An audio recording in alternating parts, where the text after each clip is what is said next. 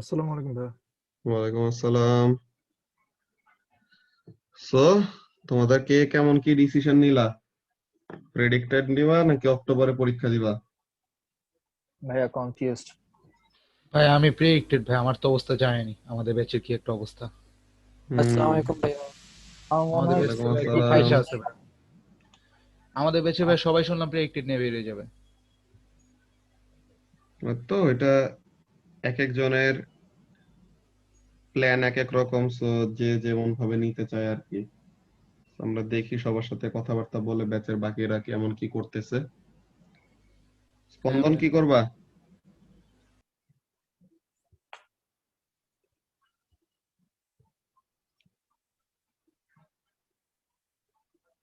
ভাইয়া প্রেডিক্টেড যদি নেই তাহলে কি কি করতে হবে?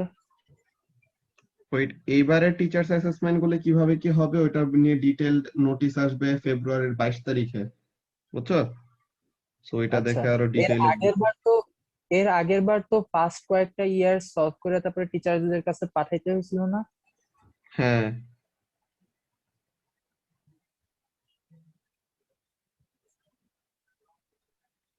তো এখন এইবারেরটা তো আসলে রেজিস্ট্রেশনের আগেই ওরা যেমনি করে বলে দিছে পরীক্ষা হবে না। তো এখন এটার জন্য তো আসলে জিনিসটা আরো খারাপ হবে। হুম। আচ্ছা, তো স্পন্দনের মাইক নষ্ট। আচ্ছা, তো তাহলে আর বাকিদের কেমন কি? আরেফিনের কি অ্যাসেসমেন্ট কেমন ভাবে নেওয়া হবে ওইটার উপরে ডিসাইড করবা নাকি? ভাই এটা নিয়ে তো এখনো কনফিউশন আছে। অ্যাসেসমেন্ট যদি ভালো হয় তাহলে তো আলহামদুলিল্লাহ। আচ্ছা, এরপরে কায়সার কি এর আগে ডিসাইড করছো? এর আগে সিটিং এ যদি অনেক বাজে হয় তাহলে কি প্রেডিক্টেড গ্রেড নেওয়া যাবে? এখন ওইটা তো প্রেডিক্টেড, ওইটা প্রসিডিওর গুলা তো এর জন্য 22 তারিখের জন্য ওয়েট করতে হবে। তোমাদের তো আইএল এর জন্য তো তা ফিক্স বলে দিছে যে অক্টোবরে পরীক্ষা হবে। আইজিসিএস এর জন্য এখনো মান্থ ঠিক করে নাই, কিন্তু আইএল এর জন্য বলে দিছে যে অক্টোবরে একটা সেশন হোল্ড করা হবে, যারা নাকি অক্টোবরে দিতে চায় তারা অক্টোবরে। আর আমি আর এক্সাম হলে যাইতেই চাইতেছি না। ইট ওয়াজ লাইক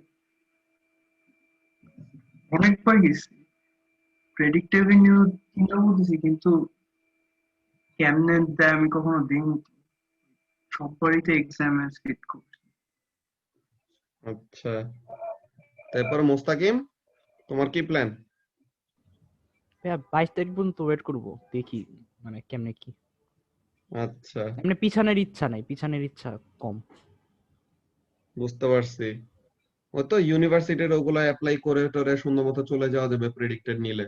তোমাদের তো এটু না, এটা তো আরো বড় একটা ডিসিশন যে এটা শেষ করে তো ইউনিভার্সিটিতে জয়েন করবা, সো তাহলে এটার জন্য ডিসিশন ওভাবে ডিপেন্ড করে কেমন কি হয়।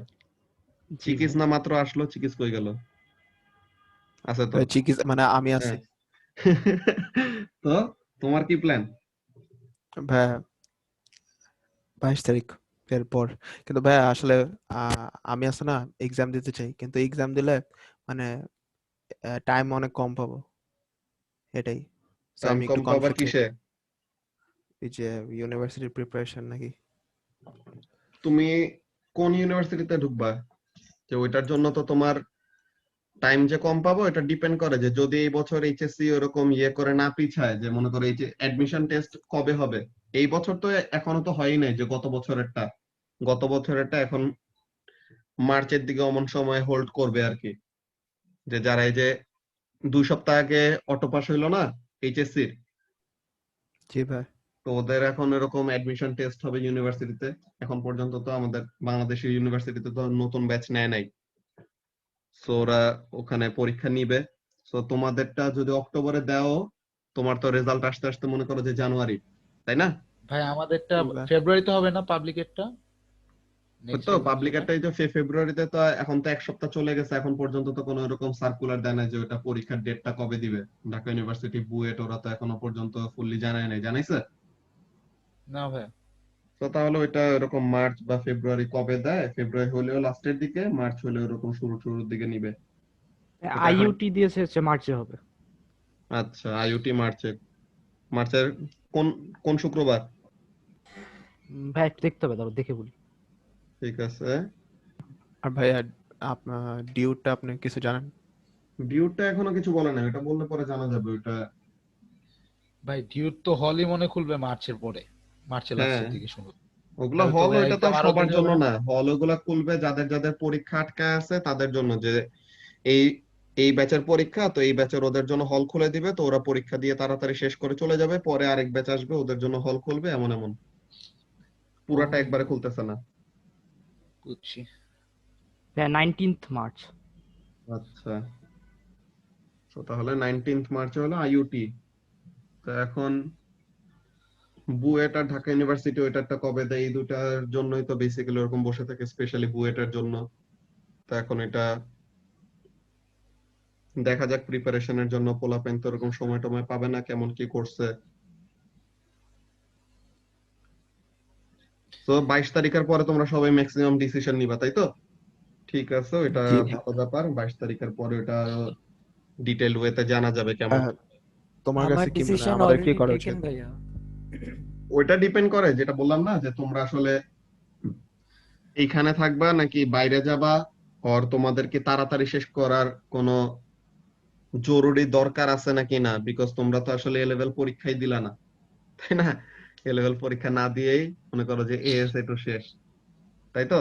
তো তাহলে এখানের হ্যাঁ, তো মধ্যে এটাতে কি পরে প্রবলেম হবে না ভার্সিটির এসবে? ভার্সিটির এসবে ওখানে সমস্যা কি, যে তোমাদের বেসিক্যালি পরীক্ষাটা দিলে তোমাদের নিজেদের অ্যাকচুয়ালি অবস্থা কেমন আর নিজে অ্যাকচুয়ালি কি গ্রেড পাওয়ার কথা, ওই জিনিসটার একটা জাজমেন্ট হইতো।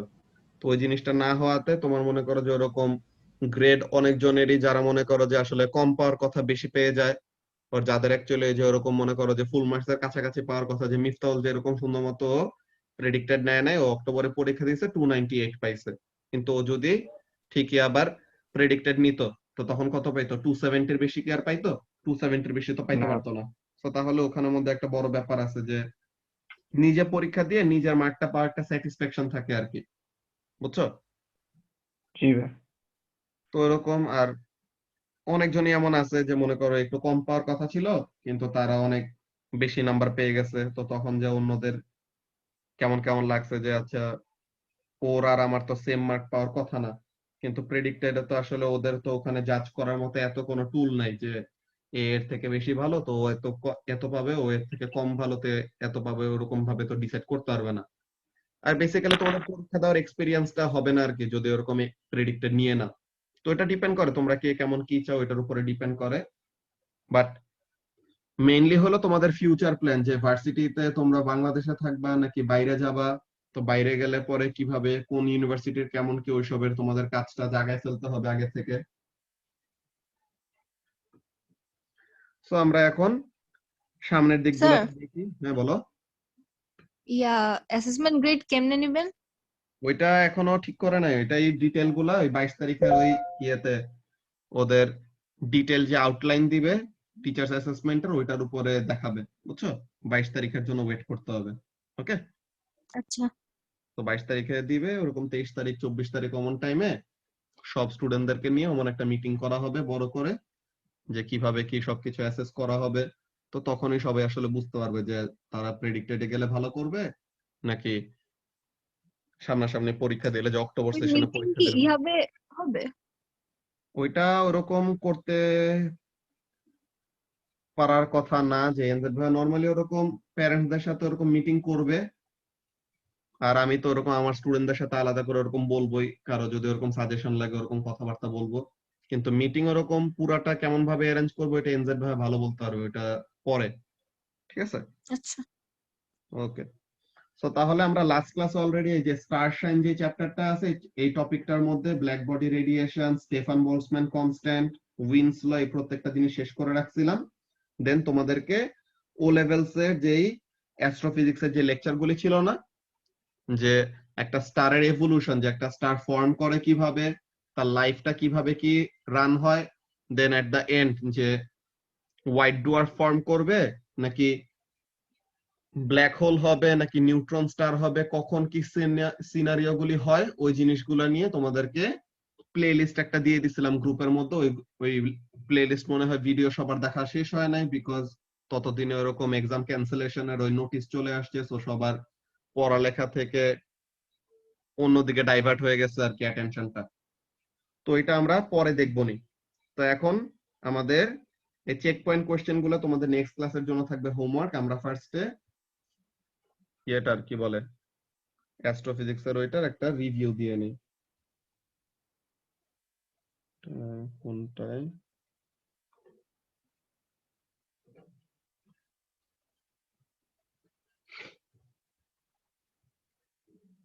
Stellar evolution.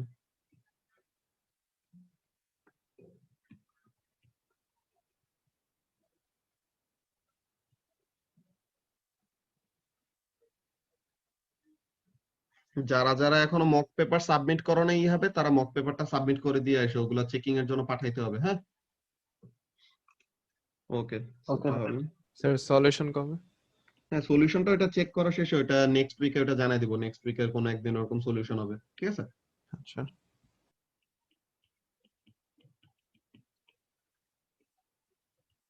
আচ্ছা, সো বেসিক্যালি কি মনে আছে দেখে তোমাদের ও লেভেলস এর থেকে এগুলা জিনিস কি কি মনে আছে, যে একটা স্টার কিসের থেকে ফর্ম করে? ফারহান?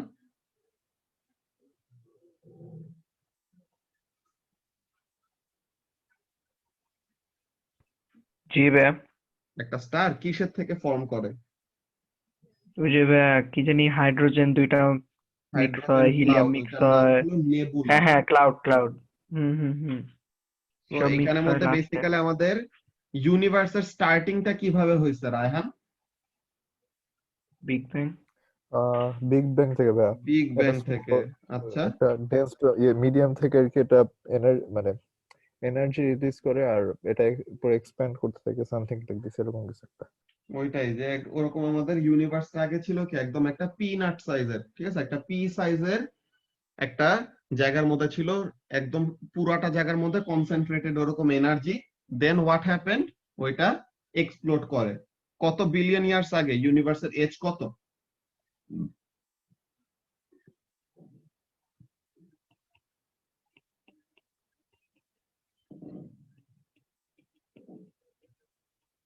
রায়হান, ইউনিভার্সের অ্যাপ্রক্সিমেট এজ কত? বলতে পারি না ভাইয়া।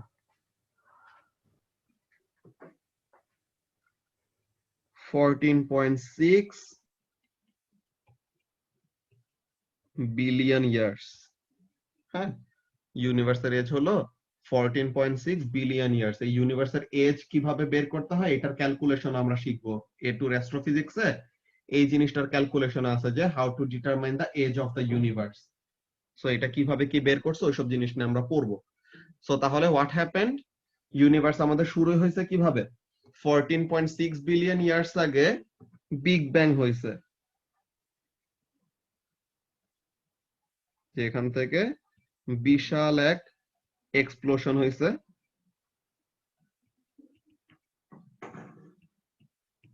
আচ্ছা, এই জিনিসটা কে বলবা? চিকিস বলো তো, most abundant element in the universe কোনটা?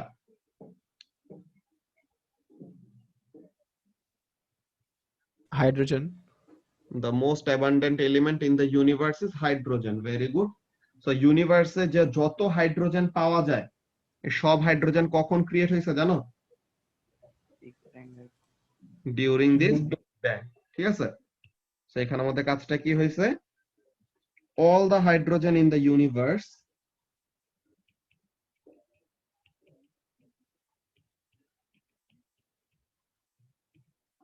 was created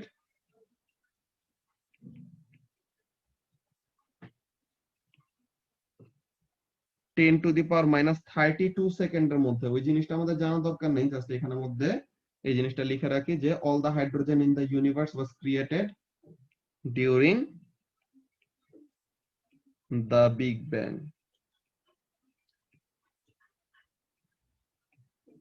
এই বিগ ব্যাং এর এক্সপ্লোশনের সময় সবচেয়ে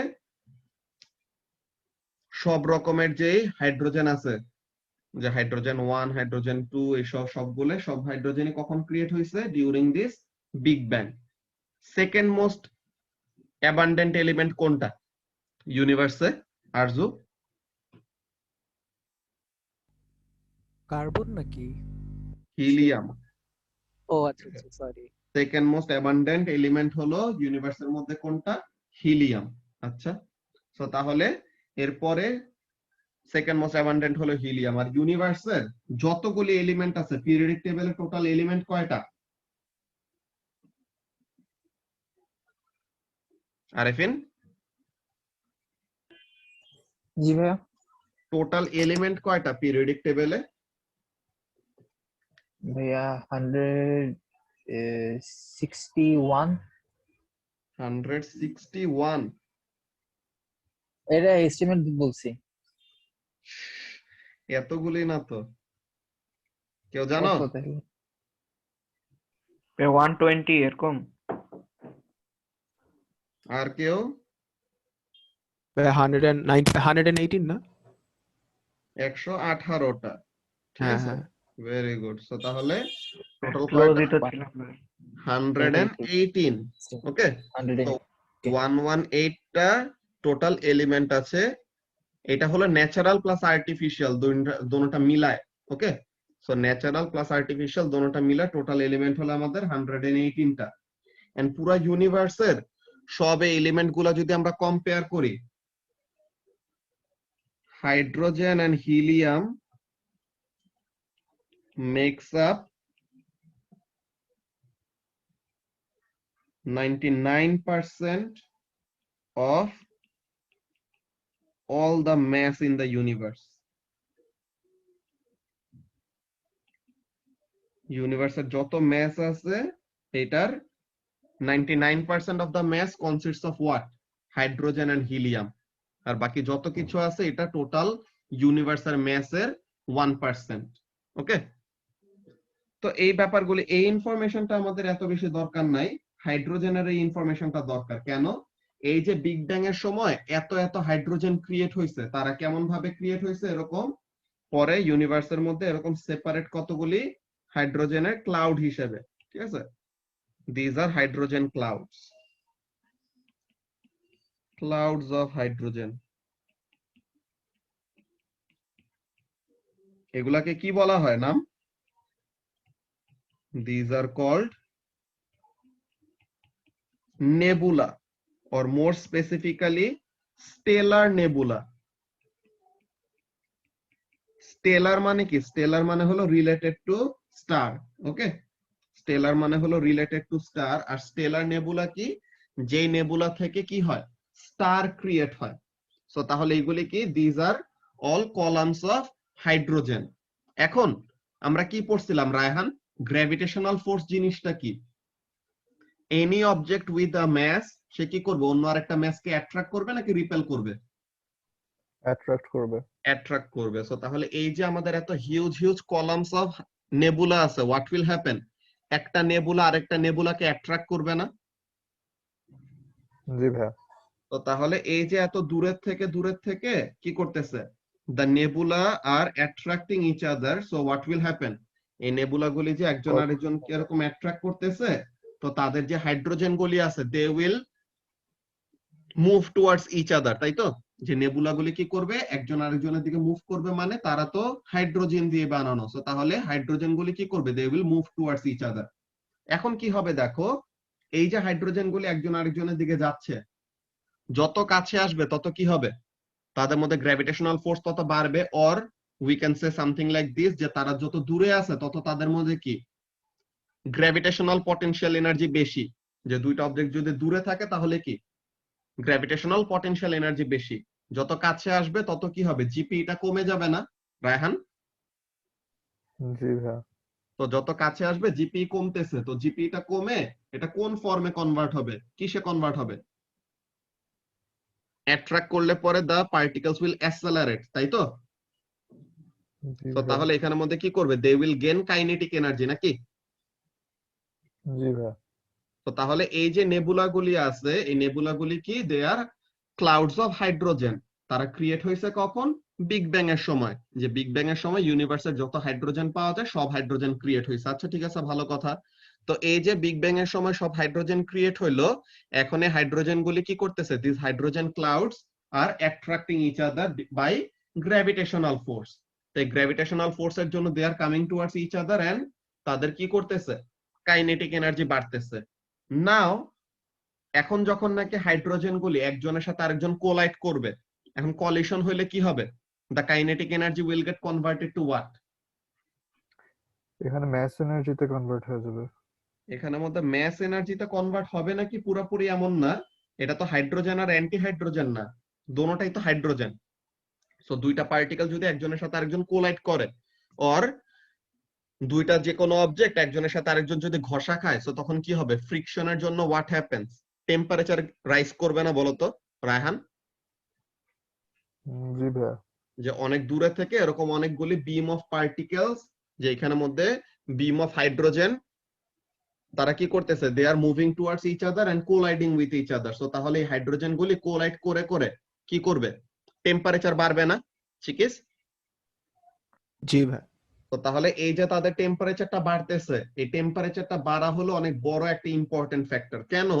আমরা কি কি পড়ছিলাম, নিউক্লিয়ার রিঅ্যাকশনের মধ্যে দুইটা জিনিস পড়ছি, একটা হলো ফিশন রিঅ্যাকশন আর একটা হলো কি, ফিউশন রিঅ্যাকশন। তো এখন ফিশন রিঅ্যাকশনটা ছিল যে একটা বড় নিউক্লিয়াস স্প্লিট করে দুইটা ছোট নিউক্লিয়াসে কনভার্ট হবে, আর আমরা এখন যেটা দেখব ফিশন রিঅ্যাকশন, কি বলে, fusion reaction, sorry, fusion reaction. তো ফিউশন রিঅ্যাকশনে কি হবে, দুইটা ছোট নিউক্লিয়াস একজনের সাথে আরেকজন কম্বাইন করে দে উইল ডু হোয়াট, একজনের সাথে আরেকজন কম্বাইন করে they will create a larger nucleus, তাই না?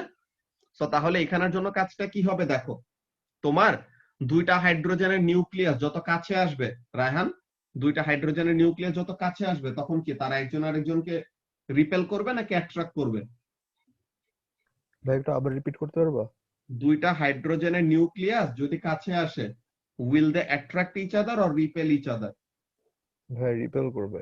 রিপেল করবে, নিউক্লিয়াস তো পজিটিভলি চার্জ, তো তাহলে সে তো আরেকটা নিউক্লিয়াসের সাথে মিশতে চাবে না, সে ওই নিউক্লিয়াসটাকে রিপেল করে সরাই দিবে। কিন্তু what we have to do, দুইটা নিউক্লিয়াসকে কম্বাইন করতে হবে। ফিউশন রিঅ্যাকশনের জন্য কি করতে হয়, দুইটা নিউক্লিয়াসকে কম্বাইন করতে হয় না রায়হান? জি ভাইয়া।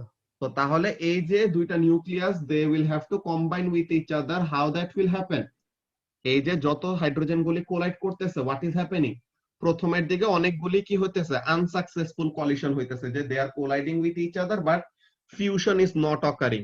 কিন্তু একটা ইম্পর্টেন্ট কাজ কিন্তু হয়ে যাচ্ছে, কি হচ্ছে, টেম্পারেচার বাড়তেছে, তাই না? যে যত তারা কোলাইড করতেছে একজনের সাথে আরেকজন, হোয়াট ইজ হ্যাপেনিং, তাদের একজনের সাথে আরেকজনের ফ্রিকশনের জন্য টেম্পারেচার বাড়তেছে, and as the temperature is rising তাদের কাইনেটিক এনার্জি কি হবে, আরো বাড়বে, তাই তো ফারহান? যত পার্টিকেল গুলি একজনের সাথে আরেকজন কোলাইড করবে, ফ্রিকশনের জন্য টেম্পারেচার বাড়তেছে, এন্ড টেম্পারেচার বাড়লে কি কাইনেটিক এনার্জি বাড়বে না? জি ভাইয়া। তো তাহলে এই তো তাদের কাইনেটিক এনার্জি বাড়তেছে, ভেরি গুড। তো এই যে কাইনেটিক এনার্জি বাড়তেছে, দেন কি হবে, when they will collide with each other, এক সময় না এক সময় টেম্পারেচার এত রাইজ করবে, তখন কি করা শুরু করবে, when they will collide with each other, তখন এই যে নিউক্লিয়াস দুইটার যে রিপালসিভ ফোর্স, রায়হান তুমি মাত্র বললা না যে রিপেল করবে, তো তাহলে ওভারকাম করে না, তো তাহলে ওই রিপালসিভ ফোর্সটাকে কি করতে হবে, ওভারকাম করতে হবে ফিউশন রিঅ্যাকশন হওয়ার জন্য, তাই তো? সো তাহলে যত এরকম টেম্পারেচার রাইজ করতে থাকবে, eventually there will be a time when what will happen.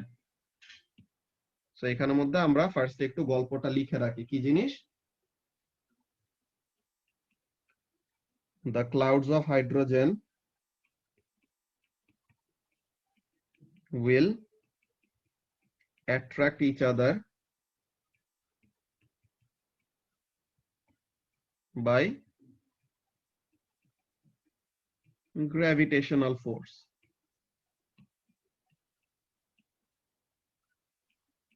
So the hydrogen clouds, sorry,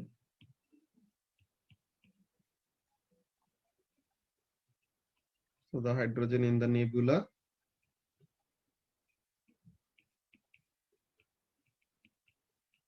will collide with each other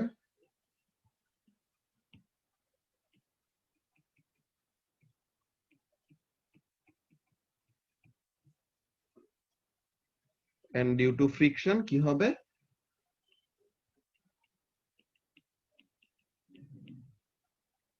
The temperature will increase.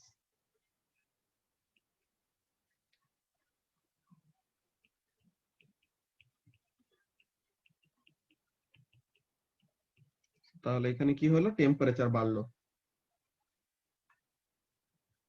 Eventually, the temperature will be so high that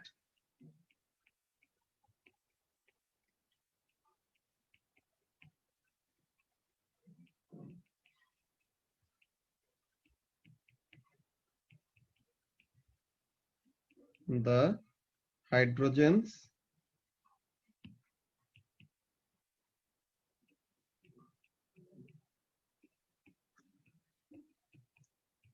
will start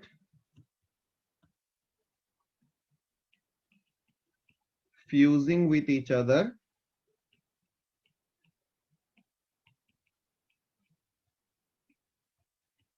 কখন এটা? When the repulsive forces between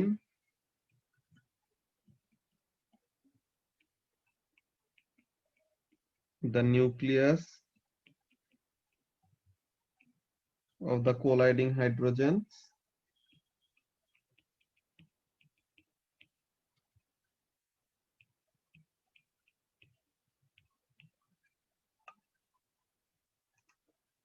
are overcome. এগুলো তো আমরা আগেই পড়ে আসছিলাম ও লেভেলসে থাকতে সময়, তাই না রায়হান? তো এটা বুঝতে তো কোনো প্রবলেম নাই আছে? হবে আর ভাই হাইড্রোজেন আমার এক্সপ্লেইন করতে পারবা? ও লেভেলসে অ্যাস্ট্রোফিজিক্স অনেক আগে পড়ছিলাম। হ্যাঁ, তোমাদের সময় এটা এমনি ছিল না। তো এখন এখানের মধ্যে কাজটা কি হয় দেখো, এখানের মধ্যে ফার্স্ট অফ অল গ্র্যাভিটেশনাল ফোর্সে তো হাইড্রোজেন গুলি কি হবে? কাছে আসবে, এটা তো গেল। দেন হাইড্রোজেন গুলি যখন নাকি একজনের সাথে আরেকজন কোলাইড করবে কি হবে? ফ্রিকশনের জন্য প্রথমে তো তারা ফিউশনের জন্য আসতেছে, কাছে আসে কি নিউক্লিয়াসের সাথে নিউক্লিয়াস কম্বাইন হওয়ার ট্রাই করতেছে, কিন্তু নিউক্লিয়াস গুলা কি করবে? রিপেল করবে না একজন আরেকজনকে? আরেফিন? জি ভাইয়া। আচ্ছা, সো এখন এই যে নিউক্লিয়াস গুলো রিপেল করতেছে, so what is happening? The nucleuses or the nuclei, যে প্লুরাল যদি বলি তো তাহলে the nuclei won't be able to combine with each other. Fusion মানে কি হওয়া? কম্বাইন হওয়া না? জি ভাইয়া। যে তুমি তো অ্যানিমে দেখো, তো তাহলে ড্রাগন বল জি তো এরকম ইয়েতে দেখছো না, যে ড্রাগন বলের মধ্যে যে গোকুর যে ইয়েটা ছাড়ে কামেহামেহা, তো ওখানের মধ্যে কি করে? ফিউশনই তো ইউজ করে নাকি? তো তাহলে এখানের মধ্যে ফিউশনের কাজটা কি? যে এখানে দুইটা জিনিস ওরকম কি হবে? They will combine with each other, তাই তো? সো এখন হাইড্রোজেনের নিউক্লিয়াস আর একটা হাইড্রোজেনের নিউক্লিয়াসের সাথে কম্বাইন হওয়ার ট্রাই করতেছে, বাট কম্বাইন হওয়ার জন্য একটা প্রি রিকুইজিট হলো কি? You have to overcome the repulsive forces between the nucleus of the hydrogens. বুঝতে পারছো? জি ভাই, বুঝতে পারছি। তুমি দুইটা জিনিসকে ফোর্স করতেছো একজনের সাথে আরেকজনকে কম্বাইন হওয়ার জন্য, but they will not combine with each other unless you overcome the repulsive forces that are separating the two nucleus. তো তাহলে ওই দুইটা নিউক্লিয়াস কি হবে না? They will not combine with each other. আচ্ছা ঠিক আছে, ভালো কথা। তো তাহলে একজন আরেকজনের সাথে কম্বাইন হচ্ছে না, কিন্তু এই কলিশনের জন্য কি হচ্ছে? টেম্পারেচার বাড়তেছে, তাই তো? জি ভাই। তো এখন এই যে টেম্পারেচার যত বাড়বে তত কি হবে? কাইনেটিক এনার্জি বাড়বে না? জি ভাই। তো এই যে টেম্পারেচার বাড়তেছে, সো কাইনেটিক এনার্জি বাড়তেছে। সো কাইনেটিক এনার্জি বাড়লে তারা এর পরের বার যখন কোলাইড করবে তখন কি কলিশনের ফোর্স আরো বেশি হবে।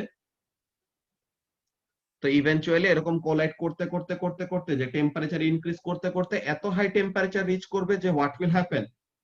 The hydrogens will now overcome the repulsive forces. যে নিউক্লিয়াস গুলার মধ্যে যে রিপালসিভ ফোর্সটা ছিল, ওই রিপালসিভ ফোর্স এখন কি করবে? আরিফিন, ওভারকাম করবে। সো এখন কি হবে? নিউক্লিয়াস গুলি একজনের সাথে আরেকজন কম্বাইন হবে না? এই যে হাইড্রোজেন গুলি ফিউজ করবে আর হাইড্রোজেন গুলি একজনের সাথে আরেকজন কম্বাইন হবে, so what will happen? They will produce helium. Okay, একবারেই হয় না, এক লাফেই হয় না, কয়েকটা ডিফারেন্ট ডিফারেন্ট স্টেপ থাকে, বাট হাইড্রোজেন গুলি কি করবে, they will collide with each other and they will produce helium. Okay, so the hydrogen will start fusing with each other and produce helium. আচ্ছা, তো এখন এই ব্যাপারটা হলো আমাদের ফার্স্ট একটা স্টারের লাইফের একদম শুরুর দিকে কি হচ্ছে, একদম বিগ ব্যাং এর সময় কি হয়েছে, ইউনিভার্সের যত হাইড্রোজেন ছিল সব হাইড্রোজেন ক্রিয়েট হয়েছে। ওকে, দেন হাইড্রোজেন গুলি কেমন ভাবে আছে, দে আর ইন সেপারেট সেপারেট ক্লাউড, যে অনেক হিউজ হিউমাঙ্গাস এমন কতগুলি ক্লাউড যেগুলি কি পুরোটা হাইড্রোজেন দিয়ে বানানো, সাথে অনেকগুলি বাই প্রোডাক্টও থাকে, ওগুলো আমরা দেখবো। যে অনেক স্টার অলরেডি মরে গেছে, সুপারনোভা হয়ে অনেক স্টার মরে গেছে, তো ওগুলা থেকেও কি হয় এরকম, দে কন্ট্রিবিউট টু দা নেবুলা। তো তাহলে হাইড্রোজেন বাদে অনেক কিছু থাকে, বাট মেজরলি হাইড্রোজেন। তো তাহলে এই হাইড্রোজেনের এই যে ক্লাউড গুলি, তাদের কি আছে, একটা ম্যাস আছে না আরজু? সো এই যে হাইড্রোজেনের ক্লাউড গুলির যে একটা ম্যাস আছে, so they will do what, an object will attract another mass by gravitational force. Gravitational force. So Yeah. এই দুইটা কি করবে, নেবুলা গুলি আর যতগুলি নেবুলা আছে, they will attract each other by gravitational force। আচ্ছা ভাইয়া আমাকে একটু বাইরে যেতে হবে, ঠিক আছে, ক্লাসটা আজকে এটার জন্য কন্টিনিউ করতে পারছি না, সরি। ওকে। আসসালামু আলাইকুম ভাইয়া। তাহলে ওয়ালাইকুম আসসালাম। সো এখন যে ব্যাপারটা বলতেছিলাম কি জিনিস, যে এখানের মধ্যে দুইটা নেবুলা ওর যে কোনো ম্যাসল অবজেক্ট করতো, তাদের কি করবে, একজনের সাথে আরেকজনের অ্যাট্রাকশন হবে বিকজ অফ গ্র্যাভিটেশনাল ফোর্স। তো এই যে গ্র্যাভিটেশনাল ফোর্সের জন্য একজন আরেকজনকে অ্যাট্রাক্ট করতেছে, ভালো কথা। দেন হাইড্রোজেন গুলি এসেই ফার্স্টে কি করবে না, they will not start fusing with each other, because তাদের রিপালসিভ ফোর্সটাকে কি করা লাগবে, ওভারকাম করতে হবে। And in order to do that কি লাগবে, a minimum amount of temperature must be acquired in order for fusion reaction to occur. So তাহলে ওই টেম্পারেচারের ভ্যালুটা কত মনে আছে? এটা কিন্তু আমরা ও লেভেলসে থাকতে সময় পড়ছিলাম।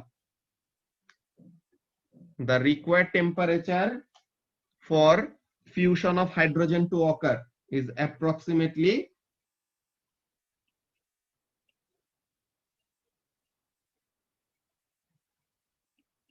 greater than 10 to the power 7 kelvin. ঠিক আছে, টেম্পারেচার মানে যদি কত হয়, 100 মিলিয়ন না? হ্যাঁ। আমি জানি না। সো এখন এখানের মধ্যে যদি এটা কি হয়, 10 টু দি পাওয়ার 7 কেলভিন যদি হয় টেম্পারেচারটা অ্যাপ্রক্সিমেটলি, তখন যে কি করতে পারবে, হাইড্রোজেন দুইটার নিউক্লিয়াসের রিপালসিভ ফোর্সটাকে ওভারকাম করতে পারবে, হুইচ মিন্স ফিউশন কজ করাইতে পারবে। বুঝতেছো রায়হান কি বলতেছি? জি ভাইয়া বুঝছি। ওকে, সো তাহলে এইটা হলো আমাদের একটা স্টারের লাইফ সাইকেলের শুরু, যে হোয়াট ইজ হ্যাপেনিং, মাত্র এখন ফিউশন শুরু হবে। আচ্ছা, তো এখন ফিউশন রিঅ্যাকশন যে হইলো, কি হইলো, হাইড্রোজেন হাইড্রোজেন মিলে হিলিয়াম প্রডিউস করলো, সাথে কি করে, আরো এনার্জি রিলিজ করে না রায়হান? জি ভাইয়া। আচ্ছা, তো এই যে স্টারটা কি করলো, ফিউশন রিঅ্যাকশন করে যে এনার্জি প্রডিউস করলো, এই এনার্জিটা সে কি করে, this energy is released in the form of radiation. Okay, যে এখানের মধ্যে কি থাকবে, এই যে আমাদের স্টারটা, তার কোরের মধ্যে হাইড্রোজেন ফিউশন চলছে। এখন সে কি করতেছে, হাইড্রোজেন ফিউশন করে সে এনার্জি বাইরের দিকে রেডিয়েট করতেছে। কেন, এই যে ফিউশন রিঅ্যাকশনের জন্য যেই এনার্জি প্রডিউস করে, সেই এনার্জিটাকে কি করবে, বাইরের দিকে রেডিয়েট করে ছেড়ে দিবে। এন্ড এই রেডিয়েশনের জন্য একটা প্রেসার ক্রিয়েট হয় আউটওয়ার্ড ডিরেকশনে, যে বাইরের দিকে ছাড়তেছে না। সো এই প্রেসারটার নাম আমরা কি বলছিলাম মনে আছে?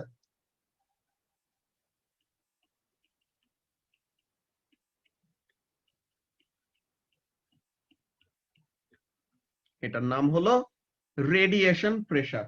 অলরাইট, সো তাহলে একটা স্টার তার কোরের মধ্যে কি করবে, একদম শুরুতে বার্থের সময় সে তার কোরের মধ্যে হাইড্রোজেন ফিউজ করবে, এন্ড এই হাইড্রোজেন ফিউজ করলে পরে কি করবে, এনার্জি প্রডিউস করবে। এখন এই এনার্জিটা কি করে মুস্তাকিম, এনার্জিটাকে সে বাইরের দিকে কি করে, রেডিয়েশনের ফর্মে রিলিজ করে দেয়।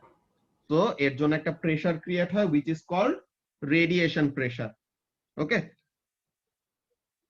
আর একটা স্টারের মধ্যে অলওয়েজ একটা জিনিস কাজ করতে থাকে, কি একটা স্টার কি অনেক ম্যাসিভ না, so what happens, always there is a gravitational force that is trying to collapse the star.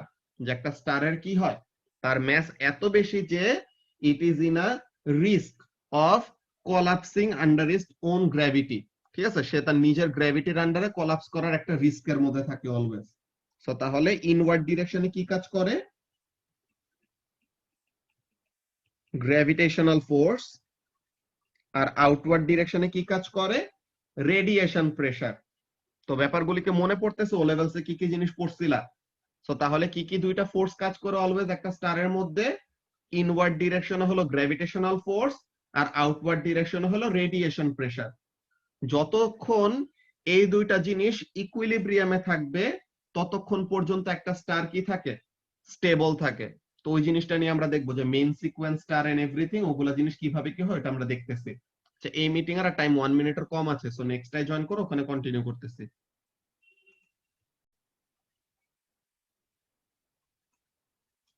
Okay, so তাহলে আমরা যে জিনিসটা নিয়ে কথা বলতেছিলাম, দেখো যে একটা স্টার ফর্ম যখন নাকি করে, ফার্স্টে কি হবে, ফার্স্টে এখানের মধ্যে আমরা যদি একটা ছোট সিকোয়েন্স আঁকি, ফার্স্টে এরকম নেবুলা, নেবুলা থেকে কি হয়, অ্যাট্রাকশন হবে দুটার মধ্যে, এটাকে বলা হয় অ্যাক্রিশন।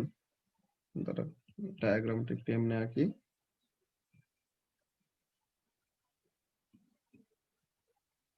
একজন আরেকজনের দিকে আসতেছে,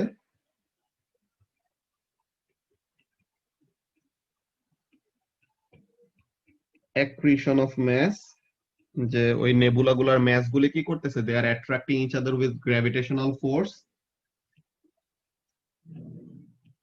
দেন কি হবে, এরকম হাইড্রোজেন ফিউশন শুরু হলো কোরের মধ্যে,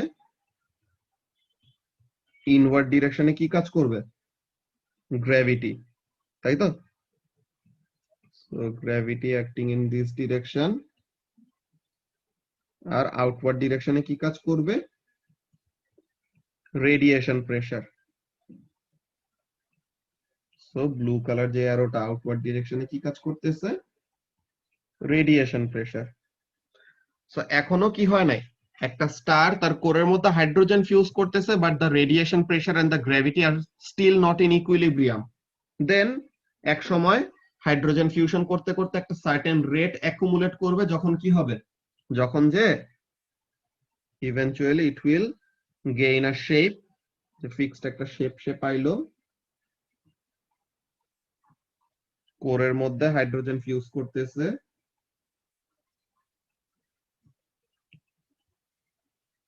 গ্র্যাভিটি আর রেডিয়েশন প্রেসার হলো সমান সমান,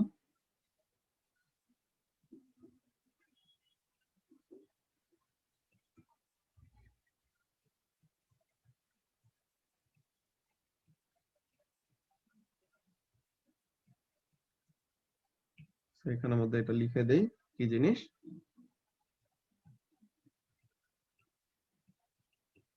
gravity equal to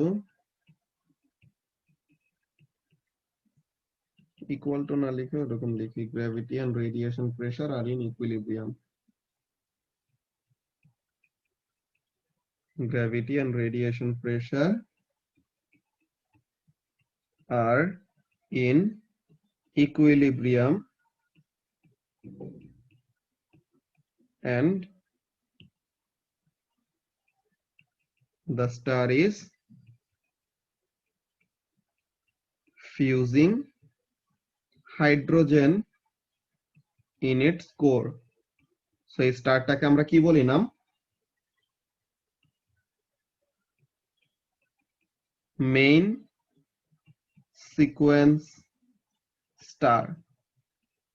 okay, so তাহলে একটা মেইন সিকোয়েন্স স্টার হওয়ার জন্য কন্ডিশন গুলি কি কি ফারহান, যে তার কোরের মধ্যে হাইড্রোজেন ফিউজ করতে হবে, আর রেডিয়েশন প্রেসার আর গ্র্যাভিটিকে কি থাকতে হবে, ইকুইলিব্রিয়ামে থাকতে হবে।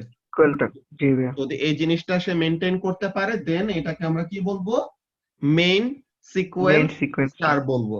ওকে, এটা নিয়ে কোনো এটা ভাই কনফিউশন আমাদের আছে রায়হান? সান বলতে গেলে মেইন আচ্ছা। সিকোয়েন্স না? হ্যাঁ, সান এখনো মেইন সিকোয়েন্সেই আছে, সে এখনো কোরের মধ্যে হাইড্রোজেন ফিউজ করতেছে। সানের যখন নাকি হাইড্রোজেন শেষ হয়ে যাবে সে কি হবে, রেড জায়ান্টে কনভার্ট হবে না? তো রেড জায়ান্টে জি ভাই। কনভার্ট হতে সময় তখন কিন্তু এই যে সান এমন আছে না, যে এরকম, এই আমাদের সান, আরো হিউজ হয়ে যাবে আর কি। এই হলো ফার্স্টের প্ল্যানেট কি, মার্কারি, মেরকিউরি। এরপর ভেনাস, এরপর আর্থ, এরপর মার্স, এরপর একটা অ্যাস্টেরয়েড বেল্ট, এরপর হলো জুপিটার, নাকি? জি ভাই। সো সান এখন এমন সাইজের আছে, এখানে আছে মার্কারি,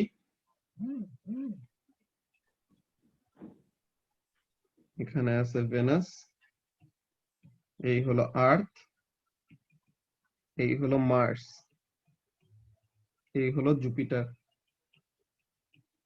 সান তখন কত বড় হবে জানো? মার্সের সমান না নাকি? মার্সের অরবিটের সমান হয়ে যাবে। তখন কি করবে, আর্থকে এনগালফ করে ফেলবে বেসিক্যালি। তো এরকম বলে না যে কিয়ামতের সময় কয় হাত উপরে থাকবে সূর্য, বুঝছো?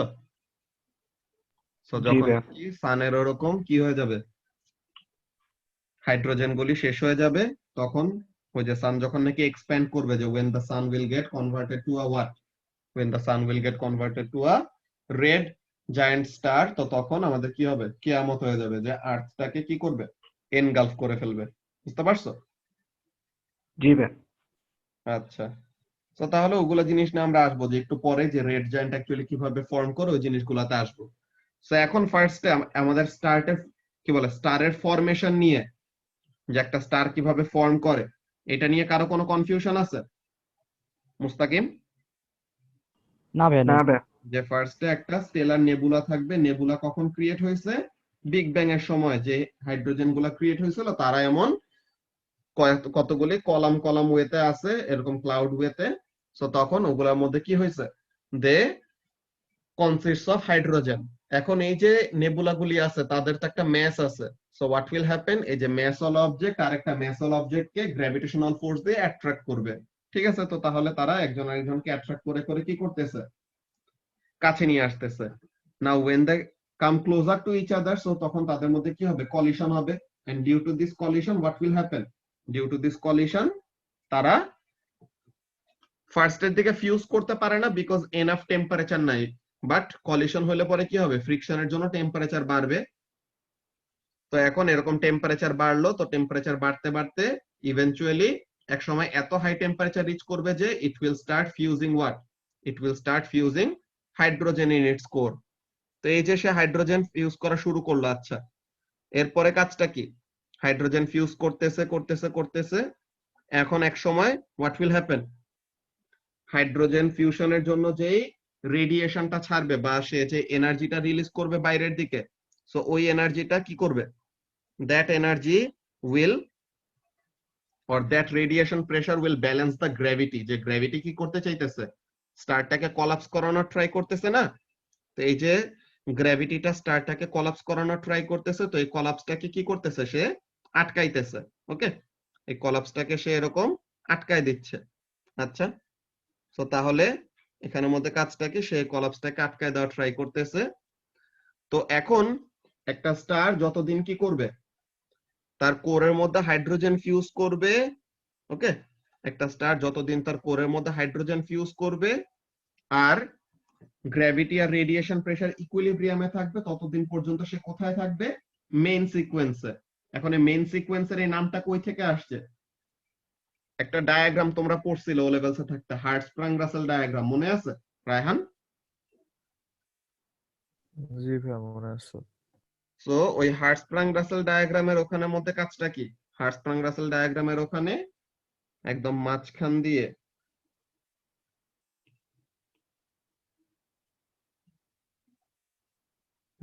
এই এই জায়গাটা, এটা পুরোটাই কি, এটা হলো পুরোটা মেইন সিকোয়েন্স। যে মেইন সিকোয়েন্সের বেল্ট। তো এটা আমরা দেখবো যে মেইন সিকোয়েন্সের ওইসব কাজগুলি কিভাবে কি, ওই ব্যাপারগুলো প্রত্যেকটা জিনিসে আমরা ডিটেল ওয়েতে দেখবো। সো এতটুকু পর্যন্ত তো কারো কোনো কনফিউশন নাই, রাইট?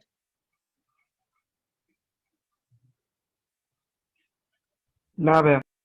ওকে, সো তাহলে এখন আমরা পরের জিনিসগুলো দেখি যে কোনটায় কি হচ্ছে।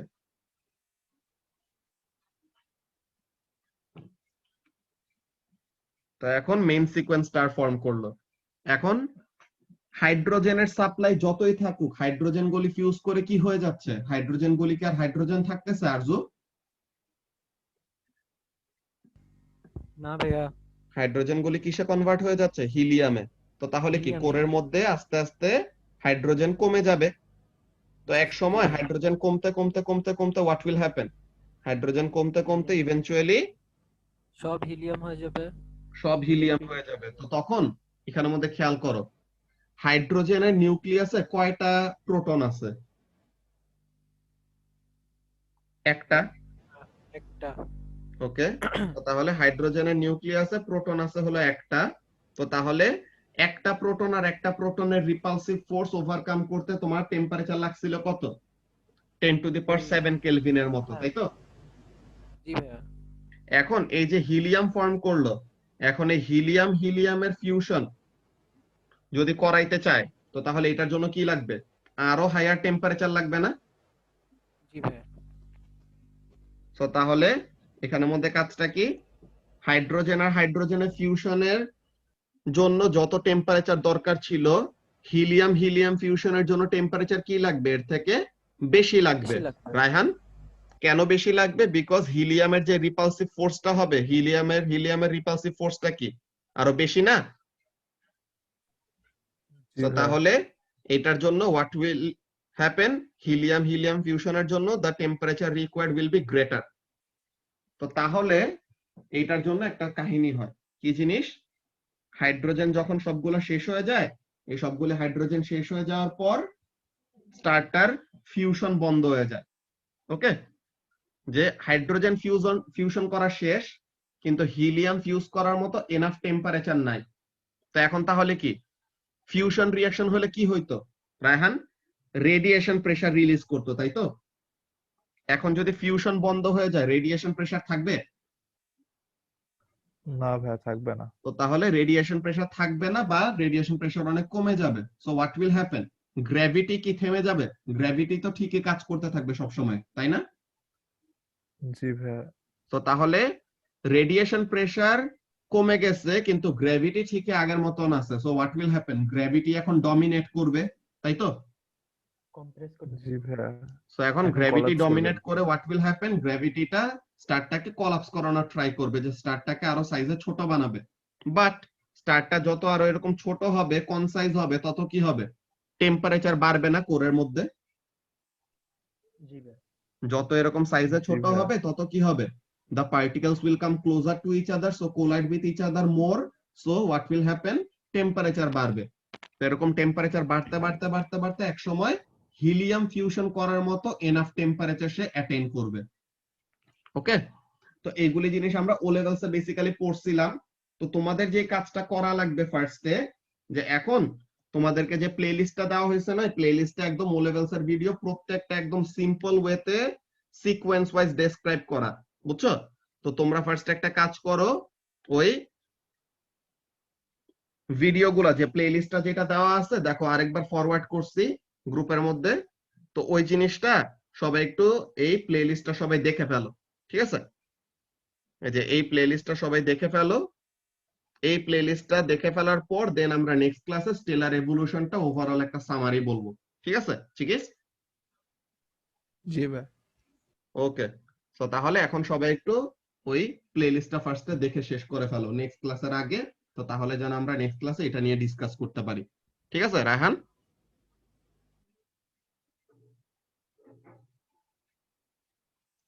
ওকে, সো তাহলে আমরা এখন আজকের ক্লাসটা এখানের মধ্যে শেষ করব। এখানের মধ্যে চার্জ অনেক বেশি কমে গেছে, এখন এটা ফার্স্টে চার্জে দেওয়া লাগবে আইপ্যাডে।